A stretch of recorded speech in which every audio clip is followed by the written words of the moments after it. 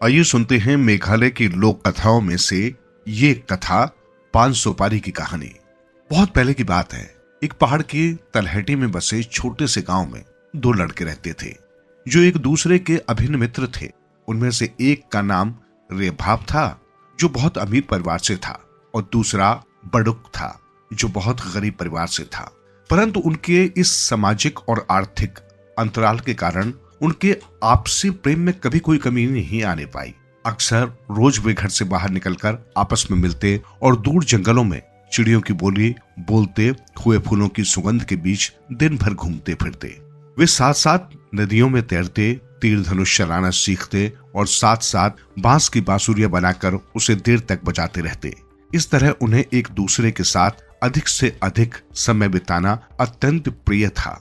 जैसे जैसे वे बड़े होते गए, जीवन के तमाम कार्यों में उनकी व्यस्तता बढ़ती गई और उन्हें साथ साथ रहते हुए समय बिताने का अवसर कम मिलने लगा।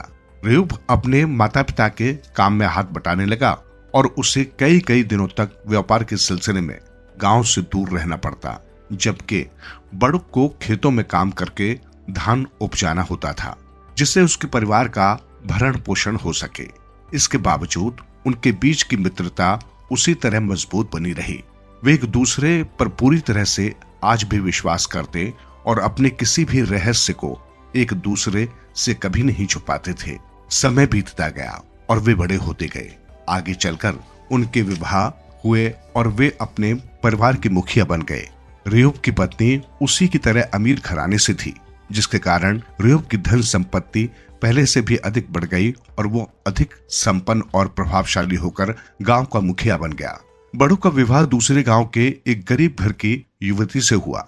दोनों अत्यंत प्रेम से रहते हुए दिन भर खेत में मेहनत करते और अपने परिवार के लिए धान उपजाते।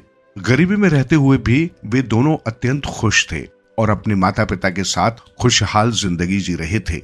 बड़ू की पत्नी बहुत कर्मठ और मधुर स्वभाव वाली थी। दोनों कंधे से कंधा मिलाकर अपनी जिम्मेदारियों का निर्वाह कर रहे थे। इस प्रकार जीवन की आपाधापी में दोनों मित्र एक दूसरे से दूर होते चले गए और दोनों का आपस में मिलने का बहुत कम अवसर मिल पाता। बावजूद इसके दोनों के आपसी प्रेम संबंध में कोई कमी नहीं आने पाई, बल्कि समय बीतने के साथ साथ उनकी मित्रता और गहरी और प्रगाढ़ होती गई। जब कभी अवसर मिलता, बड़ुक अपने मित्र से मिलने उसके गांव चला जाता। ऐसे अवसर पर उसका मित्र रेयूब बड़ी गर्मजोशी से उससे मिलता, उसका खूब आदर सत्कार करता और दोनों अत्यंत प्रेम से एक दूसरे के साथ समय गुजारते। वे दोनों साथ साथ अपने अतीत के दिनों की स्मृति में डूब जाते। पुराने दिनों की याद ताजा हो जाती और उनकी मित्रता पहले से और भी अधिक मजबूत हो जाती। कई दिन बाद जब बड़ुक अपने घर लौटता तो अपनी मित्रता की, अपने मित्र की उदारता और सुंदर स्वभाव की तारीफ अपनी पत्नी से करता।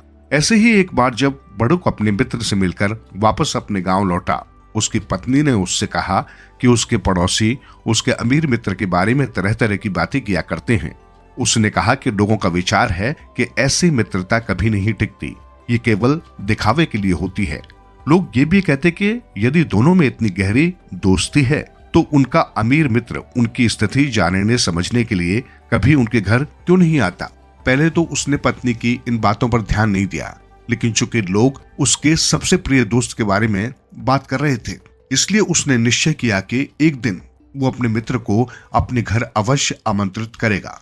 अगली बार जब वो अपने दोस्त के यहाँ गया तो हमेशा की तरह गर्मजोशी से उसका खूब स्वागत सत्कार हुआ। तब बड़ुक ने अपने मित्र से कहा कि मैं तुमसे मिलने हमेशा आता रहा हूँ और मुझे तुम्हारा आदर सत्कार लगातार मिलता है, लेकिन मेरे विवाह के पश्चात तुम एक बार भी मुझसे मिलने मेरे घर नहीं आए। ये सुनकर रेयूब ने कहा, तुम सही कह रहे हो मित्र, परंतु ऐसा नहीं है कि मैंने पहले इसके बारे में नहीं सोचा है। तुम्हें पता है कि मेरे ऊपर व्यापार की बहुत जिम्मेदारियां हैं और मुझे अपने जीवन में अपने मनपसंद सुख के क्षण जीने का बहुत कम अवसर मिल पाता है। मुझे तुम्हारे यहाँ न आ सकने का दुख लगातार रहता है, लेकिन मैं अपनी इस गलती को जल्दी ही ठीक करूंगा। तुम अपनी पत्नी से कहना कि मैं जल्दी ही तुम लोगों से मिलने तुम्हारे घर आऊंगा और फिर हम साथ साथ बैठकर उसके हाथ का पकाया हुआ स्वादिष्ट भोजन करेंगे। उसने ये भी कहा कि मैं कल ही तुम्हारे घर के लिए प्रस्थान करूंगा और शाम होते होते वहां पहुंच जाऊंगा।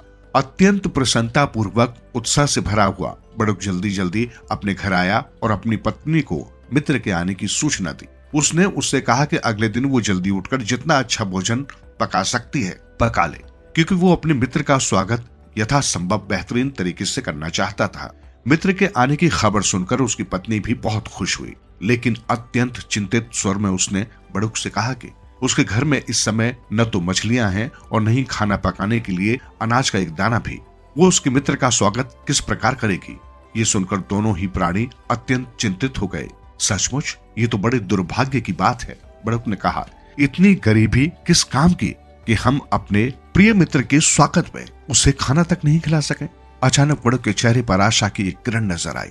उसने कहा, हमारे गांव के लोग और हमारे पड़ोसी बहुत ही अच्छे स्वभाव वाले हैं और हमने उनसे आज तक कभी किसी प्रकार की कोई सहायता नहीं मांगी। तुम जल्दी से पड़ोसियों के घर चली जाओ और जिनसे जो कुछ हो सके मांग कर ले आओ, जिससे मित्र के स्वागत के लिए कुछ न कुछ तो भोजन अवश्य बन सके, क्योंकि ये तो उचित नहीं होगा कि इतने दिनों बाद प्रिय मित्र घर आए और हम उसे खाना तक न खिला सकें। बड़ुक की पत्नी ने वैसा ही किया जैसा उसके पति ने उससे कहा था। वो तुरंत अपने पड़ोसियों के पास गांव के इस छोर से उस छोर तक गई, लेकिन पूरे गांव में घूमने के पश्चात भी उसे किसी से कुछ भी प्राप्त न हो सका। न तो उसे मछली मिली और न ही चावल का एक दाना। वो अत्यंत दुखी और उदास होकर घर लौट आई और पूरी बात अपने पति से बताई। जब बड़ुक ने पत्नी की बात सुनी तो उसे दुख हुआ। अत्यंत दुखी और परेशान होकर वो सोचने लगा कि ऐसे समाज और परिस्थिति में जीने से क्या फायदा कि वो अपने सबसे प्रिय मित्र के खाने के लिए कुछ नहीं जुटा सका। ये कैसी दुनिया है जहां हम लोग रहते हैं? लोग आपस में इतनी भी सहायता नहीं करते कि हम अपने प्रिय मित्र के स्वागत में उसे एक समय का खाना खिला सकें। उसका हृदय दुख और पीड़ा से करहा उठा। ऐसी दुनिया में रहने से अच्छा है कि हम ये जीवन ही समाप्त कर दें। दुख और पीड़ा के आघात से वो इतना टूट चुका था कि उसने पास में रखे एक दाव को उठाया और उसे अपनी छाती में घोंपकर अपने प्राण त्याग दिए।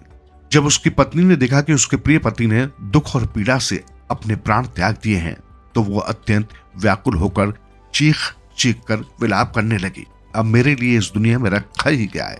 उसने सोचा, मेरे प्रिय पति ने इस प्रकार अपने प्राण त्याग दिए, बिना प्रिय पति के इस प्रकार जीने से बेहतर है कि मैं भी अपने प्राण त्याग दूं। ये कहकर उसने भी दाव को अपने सीने में मारकर अपने प्राण दे दिए। उसी रात एक दुष्ट चोर जिसका नाम नांगतू था, चोरी की ताक में चारों ओर घूम रहा था। क्योंकि बहुत ठंड पड़ रही थी, वो रात बिताने के लिए ऐसे किसी घर की खोज में था जहां वो छिपकर भयंकर ठंड से अपने को बचा सके। अचानक उसकी निगाह बाड़ुक और उसके घर पर पड़ी। उसने देखा कि घर में आग जल रही थी, लेकिन चारों ओर गहरा सन्नाटा पसरा हुआ था। किसी को आसपास न देखकर उस चोर ने सोचा कि ये मेहनती लोग थककर गहरी नींद में सो चुके हैं। उसने जलती हुई आग के पास छिपकर अपने को ठंड से बचाने की सोची। वो चुपचाप एक किनारे छुपकर बैठ गया। जलते हुए अलाव से उसे बहुत आराम महसूस हुआ। उसे इस बात का जरा भी एहसास नहीं हो सका कि उसके पास ही फर्श पर दो लोगों का मृत शरीर पड़ा हुआ है। आग की गर्मी से आराम मिलने पर नागतू को कुछ झपकी आने लगी और वो जल्द ही गहरी नींद में सो गया। अगले दिन जब उसकी आंख खुली तो दिन चढ़ाया था। वो हड़बड़ाकर जल्दी से उठा और सोचा कि गांव वालों के एकत्र होने से पहले ही वो यहाँ से भाग जाए, लेकिन अचानक उसकी निगाह पास ही पड़े दो मृत शरीरों पर पड़े और वो अत्यधिक भयभीत हो उठा। वो भय से कांपने लगा। वो अपने आप से बोला, ये कितने दुर्भाग्य की बात है कि मैं रात भर इस घर में आया। लोग सोचेंगे कि मैंने इन दोनों की हत्या की है। मैं कितनी भी सफाई क्यों न दूं, लोग मुझे चोर का विश्वास क्यों करेंगे? गांव के लोगों द्वारा पकड़े जाने और हत्यारे की इस तरह बदनाम होने और मारे जाने से बेहतर तो यही है कि मैं खुद ही अपने प्राण त्याग दूं। ये सोचकर उसने भी पास पड़ा हुआ दाव उठाया और अपने सीने में मारकर अपने प्राण दे दिए। अब वहां 3 मृत शरीर पड़े थे। तीनों की मृत्यु का एक ही कारण था। मित्र के स्वागत सत्कार के लिए घर में अनाज का एक दाना भी उपलब्ध न था। जब दिन चढ़ाया तो लोगों ने देखा कि बाड़ुक के घर में सन्नाटा पसरा हुआ है और कोई भी गतिविधि नहीं दिखाई दे रही है। जब गांव वाले एकत्रित हुए तो उन्हें बड़कू, उसकी पत्नी और चोर के शव दिखाई दिए। उन्हें याद आया कि किस प्रकार बड़ुक की पत्नी उनके घर मित्र के स्वागत के लिए भोजन हेतु चावल और मछली मांगने आई थी। उधर अपने वायदे के मुताबिक रियोब सज धज कर शाम होते होते अपने मित्र के घर उससे मिलने पहुंच गया।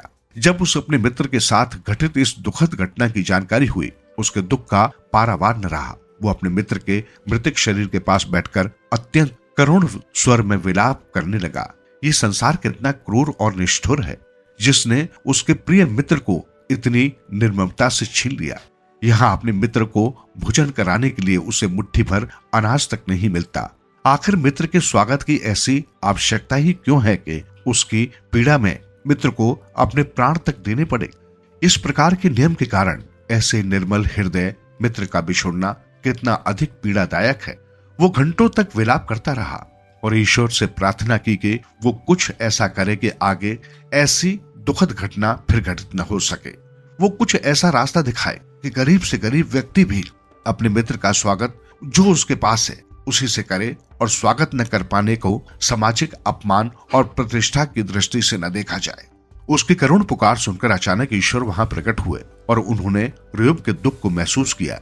वे उस पर द्रवित हो उठे। परमपिता ने उससे कहा कि आज के बाद वे इस पृथ्वी पर 3 ऐसी वस्तुएं उत्पन्न करेंगे जिसकी सहायता से भविष्य में गरीब और अमीर दोनों ही बिना किसी भेदभाव और संकोच के अपने मित्र का स्वागत सम्मान पूर्वक तरीके से कर सकेंगे।